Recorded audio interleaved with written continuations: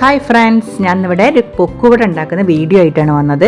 നല്ല അടിപൊളി കറുമുറാന്നുള്ള പൊക്കുവട നിങ്ങൾക്ക് വീട്ടിൽ തന്നെ തയ്യാറാക്കാം.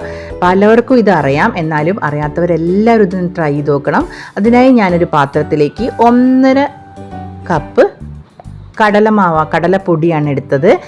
അതിന് 1.5 കപ്പിന് ഒരു 1/2 കപ്പ് പത്തിരിപ്പൊടി, നമ്മൾ വറുത്ത പത്തിരിപ്പൊടി, നമ്മൾ ഇടിയപ്പത്തിനൊക്കെ ഉപയോഗിക്കുന്ന, പത്തിരിക്കൊക്കെ ഉപയോഗിക്കുന്ന വറുത്ത അരിപ്പൊടിയാണ് എടുത്തത്.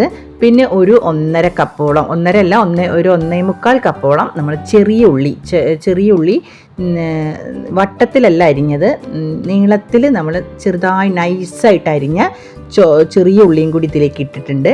എന്നിട്ട് പിന്നെ അതിലേക്ക് വേണ്ടത് മല്ലിച്ചപ്പ്, മല്ലീൻ്റെ ഇല കുഞ്ഞിതാക്കി അരിയണം, നൈസായിട്ട് അരിയണം, പച്ചമുളക്, ഇഞ്ചി, പിന്നെ കറിവേപ്പില, ഇതെല്ലാം അരിഞ്ഞെടുക്കണം, ചെറുതായിട്ട് തന്നെ അരിഞ്ഞെടുക്കണം ഇതിലേക്ക്. പിന്നെ പച്ചമുളകാണ് ഇതിൻ്റെ എരിവ് നമുക്ക് കിട്ടുന്നത്. അപ്പോൾ നിങ്ങൾക്കൊരു 7-8 പച്ചമുളക് നന്നായിട്ട് ഇതിലേക്ക് ഇടാം. ഞാനിപ്പോൾ അത്രയൊന്നും ഇട്ടിട്ടില്ല, ഞങ്ങൾക്ക് ഇവിടെ എരിവ് കുറച്ച് കുറവായതുകൊണ്ട് ഞാൻ അത്ര ഇട്ടിട്ടില്ല. പക്ഷേ നിങ്ങൾക്ക് ഒരു 7-8 പച്ചമുളക് ഇതിലേക്ക് ഇടാം, എരിവ് ആവശ്യത്തിനുണ്ടാകും. അപ്പോൾ ഇതിലേക്ക് മുളക് പൊടി ഞാൻ ഉപയോഗിക്കുന്നില്ല, അപ്പോൾ ആ ആവശ്യത്തിന് പച്ചമുളകിലാണ് ഇതിൽ എരിവ് വരുന്നത്.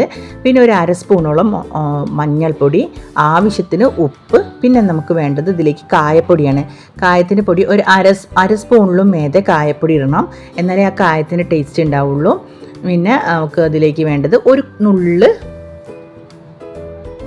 ബേക്കിംഗ് സോഡ, പിന്നെ ഒരു സ്പൂണോളം ചിക്കൻ മസാലപ്പൊടി, എല്ലാം കൂടി മിക്സ് ചെയ്യണം.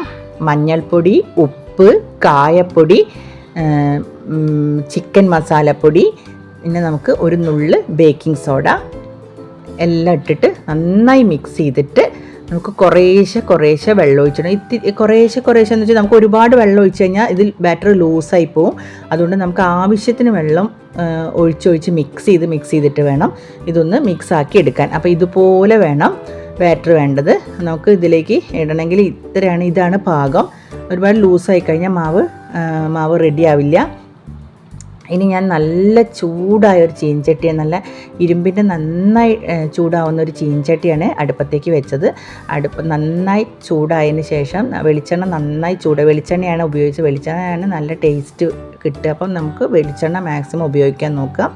വെളിച്ചെണ്ണയിലേക്ക് ഞാൻ ഇതുപോലെ നുള്ളിയിടണം. നുള്ളിയിടുകയെന്ന് വെച്ചാൽ നമ്മൾ കയ്യിൽ വെച്ചിട്ട് ഇതുപോലെ ഇടണം, എന്നാലേ ആ പൊക്കുവട റെഡിയായിട്ട് കിട്ടുള്ളൂ. നമ്മൾ സ്പൂൺ കൊണ്ട് ഇട്ട് കഴിഞ്ഞാൽ അത് കുറച്ച് കനം കൂടിയിട്ട് ഉള്ളു വേവാതെ ഇരിക്കും. അപ്പോൾ ഇതുപോലെ കൈ വെച്ച് കുറേശ്ശെയായി നമുക്ക് ഈ വെളിച്ചെണ്ണയിലേക്ക് ഇട്ട് കൊടുക്കണം.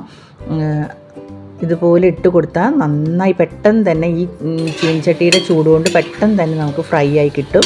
ഒരുപാട് ഫ്രൈ ആയാൽ വെയിറ്റ് ചെയ്യേണ്ട. ഒരു മീഡിയം ഫ്ലെയിമിലിട്ടിട്ട് നമുക്ക് ഒരു മഞ്ഞ കളർ അങ്ങോട്ട് വിട്ട് ഒരു ഗോൾഡൻ ബ്രൗൺ നിറത്തിലാവുന്നതിൻ്റെ തൊട്ട് മുന്നേ അങ്ങോട്ട് കോരിയെടുക്കുക. ഇത്രയേ ഉള്ളൂ പൊക്കുവട ഉണ്ടാക്കുക. അപ്പോൾ നിങ്ങളെല്ലാവരും ഒന്ന് വീട്ടിൽ ട്രൈ ചെയ്ത് നോക്കണം. വൈകുന്നേരത്തിൽ ചായക്കൊക്കെ നമുക്ക് പെട്ടെന്ന് തന്നെ ഉണ്ടാക്കാൻ പറ്റുന്ന ഒരു ഐറ്റമാണ്. കുട്ടികൾക്കൊക്കെ ഇഷ്ടപ്പെടുന്ന ഐറ്റമാണ്. അപ്പോൾ നിങ്ങൾക്ക് കായപ്പൊടി എന്തായാലും മസ്റ്റായിട്ട് ഇതിലേക്ക് കായപ്പൊടി ഇടണം. ഇനി കടയിൽ നിന്ന് ഒന്നും വാങ്ങണ്ട, പൊക്കുവട നമുക്ക് വീട്ടിൽ തന്നെ ഉണ്ടാക്കാം. അങ്ങനെ ഞാൻ ഒരു ട്രിപ്പ് കംപ്ലീറ്റ് അങ്ങനെ ഇട്ട് റെഡിയാക്കിയിട്ട് രണ്ടാമത്തെ ട്രിപ്പ് ഇതുപോലെ ഒന്നും കൂടി കാണിച്ചു തരാൻ വേണ്ടിയിട്ടാണ് ഞാൻ ഒന്നും കൂടി വീഡിയോ എടുത്ത്. ഇതുപോലെ നുള്ളി ഇങ്ങനെ കൈ വെച്ച് ഇങ്ങനെ ഇട്ട് കഴിഞ്ഞാൽ നമുക്ക് എണ്ണയിലേക്ക് കുറേശ്ശെ അപ്പോൾ ഇട്ട് കഴിഞ്ഞാൽ പെട്ടെന്ന് തന്നെ നമ്മൾ അതൊന്നും ഇളക്കരുത്. മാവ് ഒന്ന് റെഡി ആയിട്ട് നമ്മൾ വെളിച്ചെണ്ണയിൽ നിന്ന് ഇളക്കാൻ പാടുള്ളൂ. ഇളക്കി കഴിഞ്ഞാൽ നമുക്കിങ്ങനെ വേറെ ഇട്ട് കിട്ടും. ഇതുപോലെ നമുക്ക് സോഫ്റ്റായ അടിപൊളി ക്രിസ്പി എന്ന് പറഞ്ഞാൽ നല്ല ക്രിസ്പി ആയിട്ടുള്ള പൊക്കുവട നമുക്ക് വീട്ടിൽ തന്നെ റെഡിയാക്കാം. നിങ്ങളെല്ലാവരും ഒന്ന് ട്രൈ ചെയ്ത് നോക്കണം. ഇഷ്ടപ്പെട്ടാൽ എൻ്റെ ചാനൽ ലൈക്ക് ചെയ്യണം, സബ്സ്ക്രൈബ് ചെയ്യണം, ഷെയർ ചെയ്യണം. താങ്ക്